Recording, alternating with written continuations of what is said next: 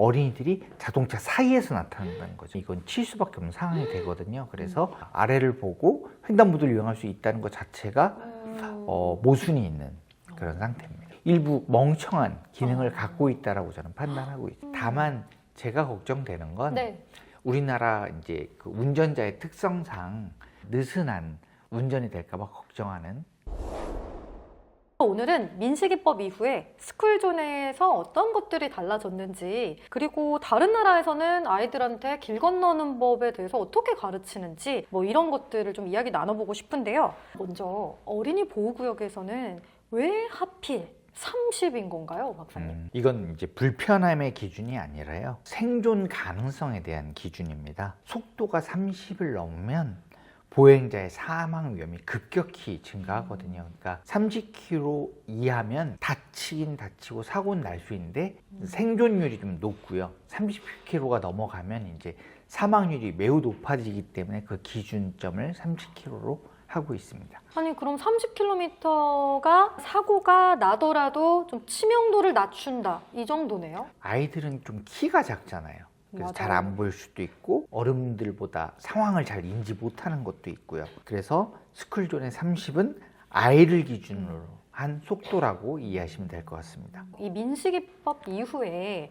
실제로 어떤 것들이 달라졌나요? 뭐 크게 보자면 두 가지인데요. 시설의 강화, 처벌의 강화, 두 가지가 주로 이루어졌습니다. 뭐 신호등, 무인 단속 카메라, 그리고 과속 방지턱 등 이런 시설들이 추가가 되고 있고요. 네. 횡단보도도 노란색, 주변에 있는 신호등 주변에 폴대 이런 것들도 노란색으로 칠을 해서 확실히 어린이 보호구역이라는 걸 인지할 수 있도록 이렇게 시설이 강화되고 있습니다. 특히 법 제도도 굉장히 처벌 기준이 강화됐는데요. 네. 어린이 보호구역에서 어린이가 사망하게 되면 3년 이상의 징역을 받게 됩니다.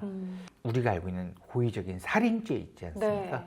이게 5년 이상의 징역이라고 생각해 봤었을 때 과실치사여도 3년 이상의 징역이라는 건 되게 수준이 높은 어린이에 대한 보호가 강화된 규정이라고 생각합니다. 결국 민식이법은 그 스쿨존에서는 평소보다 훨씬 더 조심하라, 뭐 이런 메시지를 좀 강하게 준 것 같은데요.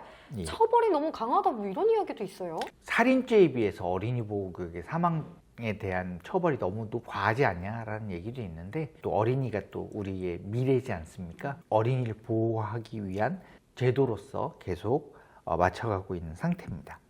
아, 그리고요, 요즘에는 아이들 안 다니는데 왜 밤 시간에도 왜 그 30km를 제한을 하냐, 이런 여론도 있잖아요. 사실은 그렇죠. 아이들이 없는 깜깜한 밤에 12시에 인적이 인적이 드물고 차는 없는데 어린이 보호구역에서 30km로 가야 된다, 이런 거에 대한 민원들이 많이 왔습니다. 그래서 최근 경찰청에서는 시간 적용을 통해서 일정 시간대엔 30km, 그 시간 이외에는 또 50km까지 이렇게 속도 완화를 하는 경우가 있는데요. 등하교 시간에는 어린이 보호구역을 지키기 위한 속도 저감을 시키고, 네. 그렇지 않은 때에는 이제 교통의 흐름을 유지하기 위해서 속도를 좀 높이는 경우가 있습니다. 그러면은 모든 스쿨존이 밤에 어떻게 운영이 되는 거예요? 모든 스쿨존은 아니고요. 네. 시범 사업을 지금 하고 있고 일부 적용을 하고 있는 거라서 모든 어린이 보호구역의 30km가 50km로 늘어난 건 아닙니다.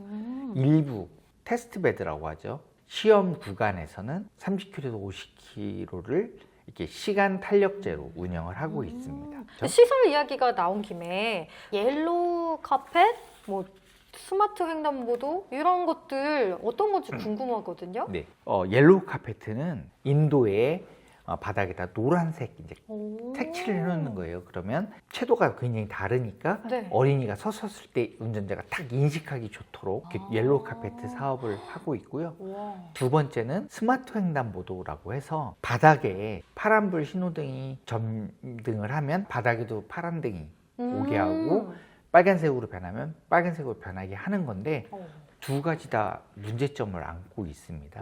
왜요? 너무 좋은 것 같은데요? 단점이 뭐냐면 네. 어린이들이 등하교 할 때 어린이 보호하기 위해서 노란색 옷을 입잖아요. 유치원생들도 가방도 노란색 옷 노란색. 많이 예, 입잖아요. 가방도 노랗고요. 근데 옐로우 카페트를 깔은 거죠. 그러면 보호색이 돼가지고 잘 안 보이게 되는 경우도 있으니까 사실은 어린이 보호구역의 시설들이 노란색으로 이미 됐다라면 다른 색깔로 옷을 입히는 게 훨씬 시인성을 높일 수 있다 이런 생각이 들고요. 두 번째 이제 바닥에 이게 빨간불 파란불이 들어오게 하는 건 사실은 스마트폰을 보고 아래를 내려다보고 있는데 파란불이 있다는 걸 인식해서 건너게 되는 꼴이 되잖아요. 그러게요. 예, 횡단보도에서는 좌우를 살피고 파란불이 있음을 보고 가야 되는데 이 스마트폰을 보고 아래를 보고 있는 상태로 가게 한다는 것 자체가 맞지가 않는 거죠. 그래서 굉장히 스마트한 횡단보도인데도 불구하고 일부 멍청한 기능을 갖고 있다라고 저는 판단하고 있습니다. 가장 위험한 게 네. 어린이 보호구역의 불법 주차가 문제가 되고 있습니다. 사람이 30km에서 50km로 이동할 때 네. 사람이 나타났었을 때 급정지하지 않습니까? 그때 차가 멈추는 데까지 걸리는 거리가 8m예요. 근데 어린이들이 8m보다 멀리 있다가 나타나면 급브레이크를 잡아서라도 사고를 막을 수 있는데 불법 주정차가 돼 있으면 어린이들이 자동차 사이에서 나타난다는 거죠. 8m보다 안쪽에서 어린이를 만나기 때문에 이건 칠 수밖에 없는 상황이 되거든요. 그래서 불법 주정차 강력히 단속을 하고 있고요. 불법 주정차가 진짜 위험하죠. 예. 그리고 요즘 그런 것도 있더라고요. 드롭존. 드롭존은 뭐예요? 어린이 보호구역에서 사고가 아주 안타까워요. 왜냐하면 사고를 낸 가해자도 학부모고 사고가 난 피해자도 어린이에요. 이런 걸 막기 위해서 스쿨존이라는 부분을 일부 설치해서 아이를 픽업하고 데려다 줄 수 있는 그런 구간을 만든 거죠. 그래서 주변에 시야가 방해가 안 되고 또 어린이 확실히 인식할 수 있고 주차 공간이 제대로 된 일부 포켓들을 설치해서 스쿨존을 만들어 놓으면 사실은 픽업존이죠. 이런 데를 만들어 놓으면 사람들이 내리고 탈 때 주의할 수 있는 이런 것들이 집중된다 이렇게 보시면 될 것 같습니다. 특히 아이들 막 내려주고 하다 보면 거기 엄청 혼잡해지잖아요. 네, 그렇습니다. 따로 드롭존을 만들어 놓으면 참 좋은 것 같아요. 그렇죠. 근데 다른 나라에서는 아이들한테 어떻게 이 안전교육이나 뭐 길 건너는 법 이런 것들을 가르치는지도 궁금하거든요. 우선 우리나라부터 얘기해 보면 네. 우리나라는 어린이에게 도로 이용하는 방법을 알려주지 않고 초등학교가 되면 학교를 통학하게 되는 거죠. 네. 그런 거에 비해서 프랑스의 경우 어린이 보행자 면허 제도가 있어요. 사실 어린이가 학교에 갈 때까지 도로교통법도 모르고 횡단보도 그다음에 보도의 이용 방법을 모르지 않습니까? 그 어린이들에게 교육을 하고 한 7가지의 사항에 대해서 마친 사람에 한해서 보행 면허증을 부여하게 되는 거죠. 근데 이제 보행 면허증을 갖고 있으면 혼자 통근이 가능하고요. 보행 면허증이 없으면 부모님이 데려다 줘야 됩니다. 그러니까 부모도 아이에게 도로교통법을 알려주기도 하고 또 학교에서도 관리를 하고 어린이도 학습하는 그런 단계가 있거든요. 우리나라에서 약간 아쉬운 게 유치원 때 유아원 때 잠깐 교통법규를 배워요. 여기서 횡단보도를 지날 때 손을 들고 가라 뭐 이런 것들을 많이 배우지 않습니까? 그래서 수준이 너무 낮은 거죠. 그래서 이게 그 학생들의 교육 수준에 따라서 차등화된 생애 주기별 교육이라고 하는데 그런 교육이 좀 필요하고요.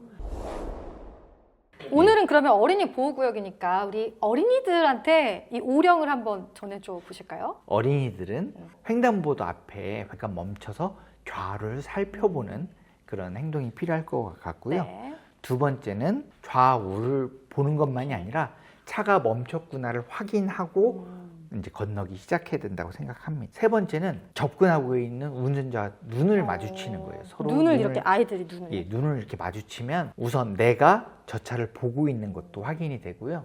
운전자가 나를 확인했는지도 서로 교차 확인이 되잖아요. 그래서 눈을 마주치는 게 굉장히 좋을 것 같습니다. 네 번째는 어린이들은 갑자기 뛰어나오거나 횡단보도에서 뛰는 일들을 좀 줄여야 됩니다. 이런 경우도 있더라고요. 네. 노란불이 빨간불에서 기다리다 파란불 되면 막 뛰어가는 경쟁하는 경우도 있는데요. 맞아요. 이런 것들은 이제 하지 않았으면 좋겠다. 뛰지 말 것. 네. 네. 다섯 번째는 이제 건너는 동안도 뛰지 않고 끝까지 건너야 됩니다. 파란불이 전멸이 일어나거나 그러면 이제 건너지 않고 다음 신호를 기다려줘야 되고요. 어린이들도 스스로 내가 안전한 행동을 해야 된다라는 것들이 좀 교육이 필요하다고 생각합니다. 우리 아이들한테 필요한 행동 요령을 짚어주셨는데 우리 어른들이 지켜야 할 것 중에 가장 진짜 중요한 거 하나만 딱 꼽자면 박사님은 뭐라고 생각하세요? 시설 확대는 이제 많이 하고 있고 이걸 넘어서서 어린이 교통을 위한 교육 제도가 좀 있어야 된다고 생각을 하고 있고요. 물론 아이들도 배우고 더 중요한 건 어른들도 함께 법규를 지키고 규칙을 지키는 게 매우 중요하다고 생각합니다. 그래야 어린이도 어른도 다 안전해집니다.